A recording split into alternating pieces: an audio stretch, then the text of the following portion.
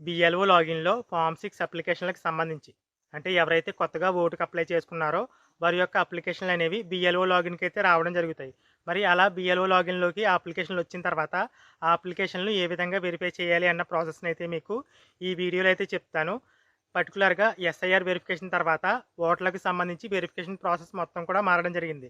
అందుకోసమే ఇప్పుడు బిఎల్ఓ లాగిన్‌లో కొత్తగా వచ్చిన ఈ ఫార్మ్ 6 అనేవి ఏ విధంగా వెరిఫై చేయాలని అన్న ప్రాసెస్‌నైతే చెప్తాను. మిగిలిన వీడియోల్లో మిగతా ప్రాసెస్ అయితే చెప్తాను. అంటే కొత్తగా ఏ విధంగా ఓటు అప్లై చేయాలి, ఫార్మ్ 8 గాని, ఈ వివరాలన్నీ కూడా తర్వాత వీడియోలో అయితే చూద్దాము. ప్రెజెంట్ అయితే ఎవరైతే ఫార్మ్ 6 అప్లికేషన్‌లు అనేవి ఆన్‌లైన్‌లో పెట్టుకున్నారో, అలా వచ్చిన అప్లికేషన్‌లన్నీ కూడా బిఎల్ఓ లాగిన్‌లో ఏ విధంగా వెరిఫై చేయాలి అన్న ప్రాసెస్‌ని అయితే చెప్తాను. వీడియో అయితే పూర్తిగా చూడండి. ఏదైనా డౌట్ ఉంటే గనక కామెంట్ సెక్షన్‌లో అయితే అడగండి. ముందుగా బిఎల్ఓలు ఎవరైతే ఉన్నారో వాళ్ళు బిఎల్ఓ యాప్‌లో అయితే లాగిన్ అవ్వాల్సి ఉంటుంది. అలా లాగిన్ అయిన తర్వాత ఫీల్డ్ వెరిఫికేషన్ ఆప్షన్ అయితే ఉంది కదా! అక్కడైతే క్లిక్ చేయండి. అలా క్లిక్ చేసిన తర్వాత మీ పిఎస్ పరిధిలో ఎవరైతే కొత్తగా ఓటు అప్లై చేసుకున్నా, లేదంటే ఫార్మ్ 7 అంటే ఓటు డిలీట్ గానీ, లేదా ఫార్మ్ 8 చేంజెస్ కానీ, ఇలా ఏవైనా మార్పులున్న అప్లికేషన్‌లన్నీ కూడా ఇప్పటికే ఆన్‌లైన్ చేసుంటే గనక అవన్నీ కూడా మీ లాగిన్‌లో ఈ ఆప్షన్‌లో అయితే కనిపించడం జరుగుతుంది. ఇప్పుడు ఎవరి అప్లికేషన్ అయితే మనం వెరిఫై చేసి ఫార్వర్డ్ చేయాలనుకుంటున్నామో, ఆ పేరు పైన అయితే క్లిక్ చేయాల్సి ఉంటుంది. అలా క్లిక్ చేసిన తర్వాత ఆ ఓటర్ ఎవరైతే ఉన్నారో వాళ్ళు ఆన్‌లైన్ డీటెయిల్స్ ఇచ్చారో అవన్నీ కూడా మనకి ఇక్కడ డిస్‌ప్లే అవుతాయి. ఇప్పుడు చెప్పే ప్రాసెస్ అంతా కూడా ఫాలో అయ్యి మీరు ఈ ఓటర్ డీటెయిల్స్ అయితే వెరిఫై చేయాల్సి ఉంటుంది. ముందుగా చేయాల్సింది చెక్ డీఎస్‌సి అనే ఆప్షన్ అయితే ఉంది కదా! అక్కడైతే క్లిక్ చేయండి. అలా క్లిక్ చేసిన తర్వాత నాకు నో డేటా ఫౌండ్ అని అయితే వచ్చింది. ఒకవేళ డీఎస్‌సి మ్యాచ్ అయితే అంటే డెమోగ్రఫిక్ సిమిలర్ ఎంట్రీస్ ఏమన్నా మ్యాచ్ అయితే మనకి ఆ వివరాలు అయితే ఇక్కడ డిస్‌ప్లే అవుతాయి. ఒకసారి వెరిఫై చేసుకోవాలి. ఆ ఓటర్‌కి ఇప్పటికే మరొక ఓటు ఉందా ఏంటనేది మనం ఇక్కడ వెరిఫై చేసుకోవాలి. ఈ ఆప్షన్ క్లిక్ చేయందే ఓటు అయితే అప్లికేషన్ అయితే సబ్మిట్ అవ్వదు. నెక్స్ట్ వచ్చేసి does the form pertain to your polling station అని ఒక క్వశ్చన్ అయితే ఉంది. అంటే ఈ ఓటర్ అప్లికేషన్ ఏదైతే ఉందో ఈ ఫామ్ అనేది మీ పిఎస్ పరిధికి సంబంధించిందేనా? అంటే ఈ ఓటు అనేది మీ పిఎస్ పరిధిలోదే అయితే గనక యెస్ అని క్లిక్ చేస్తారు. ఒకవేళ మీ పిఎస్ పరిధి కాకపోతే వెంటనే ఎలక్షన్ ఆపరేటర్స్ ఎవరైతే ఉంటారో వాళ్ళకి ఇన్ఫార్మ్ చేసి వారి పిఎస్‌కి అయితే ట్రాన్స్‌ఫర్ చేయించాల్సి ఉంటుంది. ఈ ఓట్ అనేది మా పిఎస్‌కి సంబంధించిందే కాబట్టి యెస్ పైన అయితే క్లిక్ చేశాను. తర్వాత details in the application form name, gender, ETC match with the documents అని అయితే ఉంది. అంటే వీళ్ళు ఇచ్చిన డాక్యుమెంట్స్ ఏవైతే ఉన్నాయో అవి మ్యాచ్ అవుతున్నాయా? నేము, జెండర్ ఇలాంటి వివరాలన్నీ కూడా మ్యాచ్ అవుతున్నాయా లేదా అని ఇక్కడ ఆప్షన్ అయితే ఉంది. మ్యాచ్ అవుతుంటే యెస్ క్లిక్ చేస్తారు. అలా క్లిక్ చేసిన తర్వాత ఆన్ ఫీల్డ్ విజిట్స్ అంటే ఇక్కడ ఇన్ఫర్మేషన్ వచ్చి ఆ ఆప్షన్ అయితే ఉండి ఒక క్వశ్చన్ అయితే ఉంది. On field visit applicant or his her family member found at the given address for verification of claim. అంటే ఈ ఓటర్ ఎవరైతే ఉన్నారో వాళ్ళ ఫ్యామిలీ వాళ్ళు ఇచ్చిన అడ్రస్‌లోనే ఉంటున్నారా అనేసి అయితే ఇక్కడ ఒక క్వశ్చన్ అయితే ఉంది. వాళ్ళు అదే గ్రామానికి చెందినవారు, అదే పిఎస్‌కి చెందినవారు కాబట్టి ఊళ్ళోనే ఉంటున్నారు. కాబట్టి యెస్ అని అయితే క్లిక్ చేస్తున్నాను. అలా క్లిక్ చేసిన తర్వాత మీరు ఫీల్డ్ విజిట్‌కి వెళ్ళినప్పుడు వాళ్ళు అక్కడ అందుబాటులో ఉంటే అవైలబుల్ అని అయితే క్లిక్ చేస్తారు. ఒకవేళ వాళ్ళు ఆ గ్రామానికి చెందినవారు కాకపోతే నో అని క్లిక్ చేసి రీజన్ రాయాలి. అంటే రీజన్ సబ్మిట్ చేయాలి. ఆబ్సెంటా, షిఫ్టెడా, డెడ్డా లేదా అలాంటి వ్యక్తి ఎవరు లేరా ఇలాంటి వివరాలు అయితే ఇవ్వాలి. మాకు ఫీల్డ్ విజిట్‌లో ఈ పర్సన్ అయితే ఉన్నారు. ఓటుకైతే అర్హులు కాబట్టి యెస్ అని అయితే క్లిక్ చేస్తున్నాను. అందుబాటులో ఉన్నారు కాబట్టి అవైలబుల్ అని అయితే క్లిక్ చేశాను. తర్వాత డేట్ ఆఫ్ బర్త్ డీటెయిల్స్ వాళ్ళు ఒక ప్రూఫ్ అయితే సబ్మిట్ చేసి వారు పుట్టిన వివరాలు అయితే ఇచ్చారు. వారి age, full date of birth అలాగే వాళ్ళు ఒక డాక్యుమెంట్ అయితే అప్లోడ్ చేశారు. 10th క్లాస్ మార్క్ లిస్ట్ అయితే అప్లోడ్ చేయడం జరిగింది. ఒకసారి వ్యూ అటాచ్డ్ డాక్యుమెంట్ పైన క్లిక్ చేసి ఆ డాక్యుమెంట్ అయితే వెరిఫై చేసుకోండి. అలాగే మీకు వాళ్ళు ఆఫ్లైన్‌లో డాక్యుమెంట్స్ కూడా సబ్మిట్ చేస్తారు కాబట్టి వెరిఫై అయితే చేసుకోండి. అలాగే ఆ డాక్యుమెంట్స్ అనేవి వ్యాలిడ్ డాక్యుమెంట్స్ ఏనా అని ఇక్కడ మరొక ప్రశ్న అయితే ఉంది. వ్యాలిడ్ డాక్యుమెంట్స్ సబ్మిట్ చేశారు కాబట్టి యెస్ అని అయితే క్లిక్ చేశాము. వ్యాలిడ్ డాక్యుమెంట్స్ కాకపోతే నో అని అయితే క్లిక్ చేయండి. మాక్సిమం వ్యాలిడ్ డాక్యుమెంట్స్ అయితే అప్లోడ్ చేస్తారు. ఒకవేళ వ్యాలిడ్ డాక్యుమెంట్ కాకపోతే నో అని క్లిక్ చేసిన తర్వాత పైన పెన్సిల్ సింబల్ అయితే హైలైట్ అయింది కదా ఎడిట్ అని. ఆ ఎడిట్ పైన క్లిక్ చేసినట్లయితే మనకి ఇక్కడ వాళ్ళు అప్లోడ్ చేసిన డాక్యుమెంట్ అనేది డిలీట్ చేసి కొత్త డాక్యుమెంట్స్ అనేవి అప్లోడ్ చేయొచ్చు. చూస్ ఫైల్ క్లిక్ చేసుకుని అప్లోడ్ చేయొచ్చు. అలాగే డాక్యుమెంట్స్ ప్రూఫ్ కూడా వాళ్ళు 10th క్లాస్ మార్క్ లిస్ట్ అయితే ఇచ్చారు. దానికి బదులు వేరే ప్రూఫ్ కూడా మీరు ఇక్కడ సెలెక్ట్ చేసుకుని ఆ ప్రూఫ్ అయితే ఇక్కడ అప్లోడ్ చేసి అప్డేట్ పైన అయితే క్లిక్ చేయాలి. అలా క్లిక్ చేసిన తర్వాత ఈ యాప్లో ఒక ఎర్రర్ అయితే ఉంది. మనం ఎప్పుడైతే ఎడిట్ చేస్తున్నామో అలా ఎడిట్ చేసిన తర్వాత మొత్తం ప్రాసెస్ మొత్తం స్టార్టింగ్ అంటే ఫస్ట్లోకి అయితే వెళ్ళిపోతుంది. మళ్ళీ మొదటి నుంచి అంతా అప్లికేషన్ ప్రాసెస్ అయితే చేసుకురావాల్సి వస్తుంది. కాబట్టి ముందుగానే ఎడిట్ చేయవలసిన వివరాలు ఏమైనా ఉంటే మీరు ఎడిట్ చేసుకోండి. నేను మాత్రం మీకు ఎక్స్ప్లెయిన్ చేయడం కోసం ఒక్కొక్కటి కూడా చూపిస్తాను.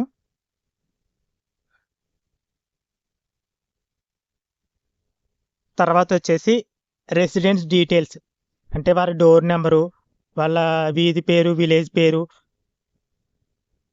మండలం ఇలాంటి వివరాలన్నీ కూడా ఇక్కడ రావడం జరుగుతాయి. ఆ వివరాలన్నీ కూడా చెక్ చేసుకుని చివరిలో వ్యాలిడ్ డాక్యుమెంట్స్ అప్లోడ్ చేశారా లేదా అని అయితే అడుగుతుంది. డాక్యుమెంట్స్ వ్యాలిడేనా అని. డాక్యుమెంట్స్ అయితే వ్యాలిడే, కాకపోతే వాళ్ళు ఇచ్చిన ఇన్ఫర్మేషన్లో కొన్ని స్పెల్లింగ్ మిస్టేక్స్ అయితే ఉన్నాయి తెలుగులో. కాబట్టి నో అని అయితే క్లిక్ చేస్తున్నాను. పైన పెన్సిల్ సింబల్ అయితే హైలైట్ అవుతుంది ఎడిట్ ఆప్షన్ ద్వారా. అక్కడ ఏదైతే మార్పులు ఉన్నాయో తెలుగులో అని చెప్పాను కదా, ఆ మార్పులు అయితే చేస్తున్నాను. మనం ఇక్కడ ఎడిట్ చేసి మార్చవచ్చు. అలా మార్చిన తర్వాత అప్డేట్ పైన అయితే క్లిక్ చేయాలి. డేటా సేవ్డ్ సక్సెస్ఫుల్ అని అయితే వచ్చింది. మళ్ళీ అప్లికేషన్ ఫామ్లోకి అయితే వస్తాము. తర్వాత డిక్లరేషన్ ఫామ్. మెయిన్గా మీరు ఇదే గుర్తుపెట్టుకోవాలి, బిఎల్ఓలు ఎవరైతే ఉన్నారో వాళ్ళు ఈ ఆప్షన్ అయితే స్కిప్ చేస్తే అప్లికేషన్ అయితే సబ్మిట్ అవ్వదు. ఒకసారి వివరంగా ఇప్పుడు చెప్పేది అయితే వినండి. ఇక్కడ డిక్లరేషన్ ఫామ్ అంటే ఏంటంటే, మనం ఎస్ఐఆర్ వెరిఫికేషన్ చేసాం కదా, 2002 ఓటుతో వెరిఫికేషన్ అయితే చేసాం కదా, ఆ వివరాలు మనం ఇక్కడ ఇవ్వాల్సి ఉంటుంది. కానీ ఈ ఓటర్ ఎవరైతే ఉన్నారో వీళ్ళు ఆన్లైన్లో అప్లికేషన్ పెట్టారు, కానీ 2002 ఓటు వివరాలు అయితే ఇవ్వలేదు.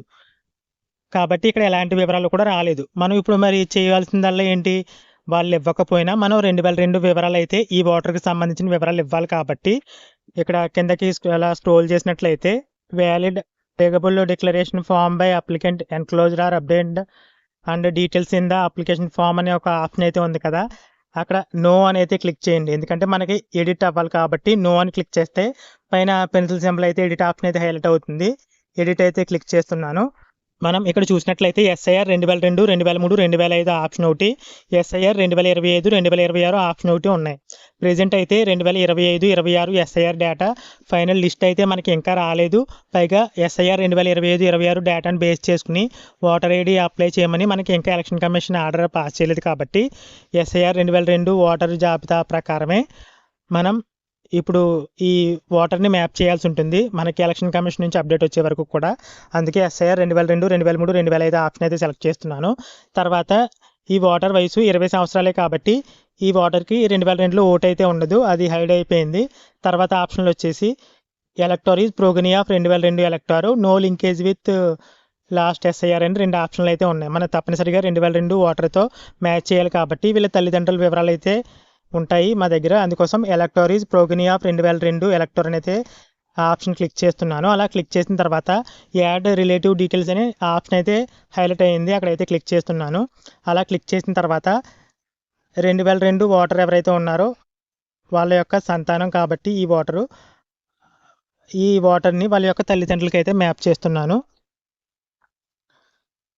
స్టేటు, లాస్ట్ ఎస్ఐఆర్ డిస్ట్రిక్ట్, అలాగే లాస్ట్ ఎస్ఐఆర్ అసెంబ్లీ కాన్స్టిట్యున్సీ, అలాగే లాస్ట్ ఎస్ఐఆర్ పార్ట్ నెంబరు, ఇవన్నీ కూడా మనం ఇక్కడ సెలెక్ట్ చేసుకోవాల్సి ఉంటుంది. అలా సెలెక్ట్ చేసుకున్న తర్వాత లాస్ట్ ఎస్ఐఆర్లో సీరియల్ నెంబర్ అయితే ఎంటర్ చేయాలి. ఇవన్నీ కూడా మీరు ముందుగా రాసుకుని ఉంచుకోండి, ఎందుకంటే ఫామ్ సబ్మిట్ చేసేటప్పుడు ప్రతిసారి వెనక్కి వస్తే మనం ముందు నుంచి సబ్మిట్ చేయాల్సి వస్తుంది. కాబట్టి ఈ వివరాలన్నీ కూడా ఒకసారి రాసుకుని ఉంచుకోండి. సీరియల్ నెంబర్ అయితే ఎంటర్ చేస్తున్నాను. అలా సీరియల్ నెంబర్ ఎంటర్ చేసిన తర్వాత సెర్చ్ డీటెయిల్స్ పైన అయితే క్లిక్ చేస్తున్నాను. అలా క్లిక్ చేసిన తర్వాత వాళ్ళ యొక్క ఓటర్ డీటెయిల్స్ అయితే ఓపెన్ అవ్వడం జరుగుతాయి. నేను పిఎస్ నెంబర్ అయితే తప్పు సెలెక్ట్ చేశాను. ఒకసారి మీరు ఓల్డ్ పిఎస్ నెంబర్ అయితే సరిగ్గా సెలెక్ట్ చేసుకోండి. సెలెక్ట్ చేసుకుని సీరియల్ నెంబర్ అయితే ఇస్తున్నాను. తర్వాత వాళ్ళ పేరెంట్ డీటెయిల్స్ ఓపెన్ అయ్యాయో లేదో చెక్ చేసుకోండి. వాళ్ళ డీటెయిల్స్ ఓపెన్ అయితే కనుక వెరిఫై అండ్ కంటిన్యూ పైన అయితే క్లిక్ చేయండి. అలా క్లిక్ చేసిన తర్వాత మనం ఎవరికైతే మ్యాప్ చేసామో వారి వివరాలు అయితే ఇక్కడ కనిపిస్తాయి. ఆ మ్యాప్ చేసిన వ్యక్తి ఆ బార్డర్కి ఏమవుతారన్న ఆప్షన్ అయితే కింద ఉంది, elect relationship with relative details అని. అక్కడ రిలేషన్ అయితే సెలెక్ట్ చేసుకోండి. ఆ బార్డర్కి ఈ 2002లో ఉన్న మ్యాప్ చేసిన వ్యక్తి మదర్ అవుతారు కాబట్టి మదర్ ఆప్షన్ అయితే సెలెక్ట్ చేసుకున్నాను. తర్వాత ఇక్కడ స్టార్ మార్క్ ఎస్ఐఆర్ వెరిఫికేషన్లో ఏ విధంగా స్టార్ మార్క్ ఉన్నవి డీటెయిల్స్ ఎంటర్ చేసాము అంటే ఫాదర్ నేము మదర్ నేము తప్పనిసరిగా ఎంటర్ చేయాలి. ఆ డీటెయిల్స్ అయితే మళ్ళీ ఇస్తున్నాను. తర్వాత మదర్ నేము మీరు చేయాల్సింది ఫాదర్ నేమ్తో పాటు మదర్ నేమ్ డీటెయిల్స్ కూడా తీసుకోవాలి. ఆ వాటర్ దగ్గర నుంచి స్పెల్లింగ్ మిస్టేక్స్ ఏమీ లేకుండా కూడా ఎంటర్ చేయండి. మీ దగ్గర ఎపిక్ నెంబర్ అందుబాటులో ఉంటే తప్పకుండా ఎంటర్ చేయండి. తర్వాత ప్లీజ్ అప్లోడ్ బిఎల్ఓ సిగ్నేచర్. మీరు ప్రతి అప్లికేషన్కి కూడా బిఎల్ఓ సిగ్నేచర్ అయితే అప్లోడ్ చేయాలి. సో బిఎల్ఓ సిగ్నేచర్ అయితే ఇక్కడ అడుగుతుంది. ఎస్ఐఆర్ సబ్మిట్ చేసేటప్పుడు చూస్ ఫైల్ అయితే క్లిక్ చేయండి. అలా క్లిక్ చేసిన తర్వాత మీరు నేరుగా ఫోటో తీయచ్చు, గ్యాలరీలోంచి అప్లోడ్ చేయొచ్చు. నేను నేరుగా ఫోటో అయితే తీస్తున్నాను. మీరు ఇక్కడ రేషియో అయితే మార్చుకోవచ్చు. మనం ఇక్కడ సిగ్నేచర్ అనేది హైలైట్ అవ్వడానికి 1:1, 3:4, 3:2, 16:9 ఇలా మనకి తగ్గట్టుగా రేషియోని అయితే మార్చుకుంటే మనం తీసిన ఫోటో అనేది క్లియర్గా కనిపిస్తుంది. మీరు ఉన్నది ఉన్నట్టుగా అప్లోడ్ చేసేయకుండా ఇక్కడ రేషియో సెలెక్ట్ చేసుకోండి. అడ్జస్ట్ అయ్యే వరకు కూడా రేషియో అయితే సంతకానికి కాబట్టి 16:9 రేషియో సరిపోయింది. అంటే యూట్యూబ్ థంబ్నెయిల్ కనిపిస్తుంది కదా, అదేవిధంగా 16:9 రేషియో అయితే మనకి సిగ్నేచర్ కరెక్ట్గా సెలెక్ట్ అవుతుంది. తర్వాత టిక్ చేస్తున్నాను. అలా సిగ్నేచర్ అప్లోడ్ చేసిన తర్వాత అప్డేట్ పైన అయితే క్లిక్ చేయండి. డేటా సేవ్డ్ సక్సెస్ఫుల్ అనేది వచ్చింది, ఓకే నొక్కండి. ఒకవేళ స్టార్టింగ్ నుంచి అప్లికేషన్ ప్రాసెస్ స్టార్ట్ అయితే కనుక మీరు ఒకసారి ఏదైతే మ్యాండేటరీ ఫీల్డ్స్ ఉన్నాయో సెలెక్ట్ చేయవలసినవి అవన్నీ కూడా మరొకసారి అయితే సెలెక్ట్ చేసుకుంటూ రండి. నేను ఇంకొన్ని డీటెయిల్స్ అయితే ఎడిట్ చేయాలి, ఎడిట్ చేసేస్తాను.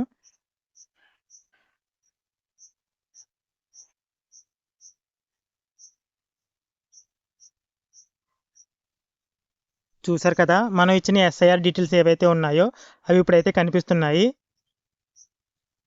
తర్వాత తల్లి పేరు తండ్రి పేరు వివరాలు ఇచ్చాము, అవి కూడా కనిపిస్తున్నాయి. అలాగే బిఎల్ఓ సిగ్నేచర్ ఆ వివరాలు కూడా ఇక్కడ కనిపిస్తున్నాయి. మీరు సిగ్నేచర్ అప్లోడ్ చేస్తారు కదా, ఆ సిగ్నేచర్ అయితే ఇక్కడ కనిపిస్తుంది. అలాగే తర్వాత చూసినట్లయితే కేటగిరీ ఆఫ్ డిజేబిలిటీ, ఒకవేళ డిజేబిలిటీ ఉంటే వాళ్ళు సర్టిఫికేట్ అప్లోడ్ చేసి పర్సంటేజ్ అయితే వేస్తారు. ఒకవేళ డిజేబిలిటీ లేకపోయినా వాళ్ళు డిజేబిలిటీ ఉన్నట్టు చూపించారంటే మీరు నో అని పెట్టి వివరాలు అయితే ఎడిట్ చేయండి. వీళ్ళు డిజేబిలిటీ ఏమీ సెలెక్ట్ చేసుకోలేదు, పర్సంటేజ్ ఏమీ ఇవ్వలేదు కాబట్టి ఓకే కరెక్ట్గానే ఉంది కాబట్టి ఎస్ పైన అయితే క్లిక్ చేస్తున్నాను. తర్వాత ఫ్యామిలీ డీటెయిల్స్, వీళ్ళు చూసినట్లయితే ఫ్యామిలీ డీటెయిల్స్ ఏమీ ఇవ్వలేదు, అంటే వాళ్ళ తండ్రి పేరు అది కూడా ఇక్కడ ఏమీ రాయలేదు కాబట్టి మీరు ఇక్కడ ఒకవేళ ఇక్కడ పేరు తండ్రి పేరు అది వివరాలు ఉంటే కనుక ఎస్ అని క్లిక్ చేసి ముందుకు వెళ్ళిపోవచ్చు. ఇక్కడ ఎలాంటి వివరాలు ఇవ్వలేదు కాబట్టి నేను నో అని క్లిక్ చేసి ఎడిట్ చేస్తున్నాను. ఇక్కడ తండ్రి పేరు అయితే ఇస్తున్నాను. తర్వాత రిలేషన్ అయితే సెలెక్ట్ చేసుకోమని అయితే అడుగుతుంది, రిలేషన్ అయితే సెలెక్ట్ చేశాను. అప్డేట్ పైన అయితే క్లిక్ చేస్తున్నాను. డేటా సేవ్డ్ సక్సెస్ఫుల్ అనేది వచ్చింది. మళ్ళీ స్టార్టింగ్ నుంచి ఎడిట్ చేసినప్పుడల్లా స్టార్టింగ్ నుంచి టిక్ చేసుకుంటూ రావాల్సి వస్తుంది. ప్రెజెంట్ ఉన్న ఎర్రర్ అయితే ఇది ఈ యాప్లో, తప్పకుండా నెక్స్ట్ అప్డేట్లో ఇదైతే క్లియర్ అవ్వచ్చు.